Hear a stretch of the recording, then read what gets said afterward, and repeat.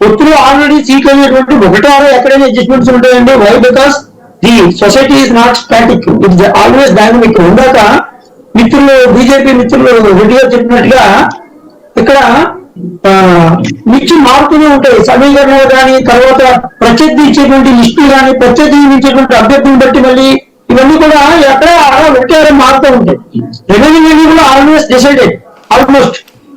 అది అనౌన్స్ చేయడం ఉంటున్నట్టు సమన్వయం ఉందంటున్నారు కదా, ఆ సమన్వయం ఉన్నప్పుడు ఇప్పుడు వర్మ లాంటి ఘర్షణలు ఎందుకు వస్తాయి? లేకపోతే ఇక్కడ మన విజయవాడ వెస్ట్ లో మహేష్ గొడవలు ఎందుకు వస్తాయి?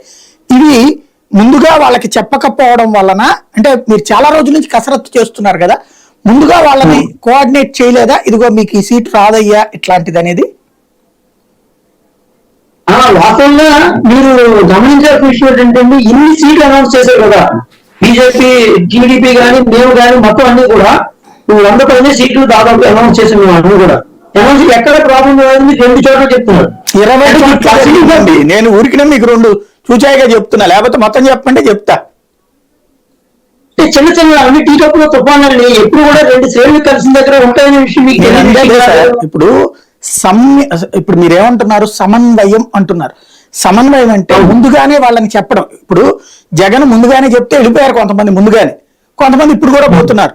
ఇక చివరి దాకా చూసి ఉంచమని అడిగి, అంటే అతను ముందు నుంచి వాళ్ళని ప్రిపేర్ చేశాడు. అందుకనే బయటకు వచ్చి విమర్శ చేసిపోతున్నారు కానీ తగలెట్టే కార్యక్రమాలు పెట్టుకోవట్లా.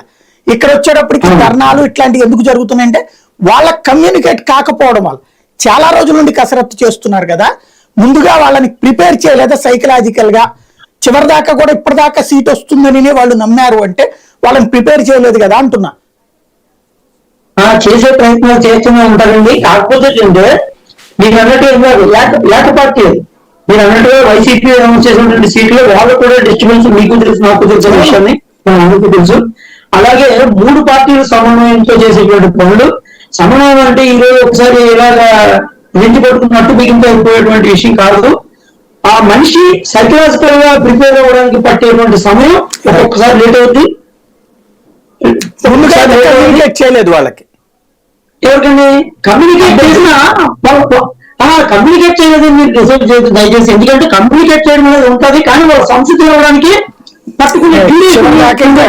ఆశతో ఉంటారు. రైట్. ఈ సమస్యలు టోటల్ గా పరిష్కారం అయిపోయి సంయమనంతో వీళ్ళు వెళ్ళగలిగేటటువంటి, సమన్వయంతో వెళ్ళగలిగేటటువంటి పరిస్థితి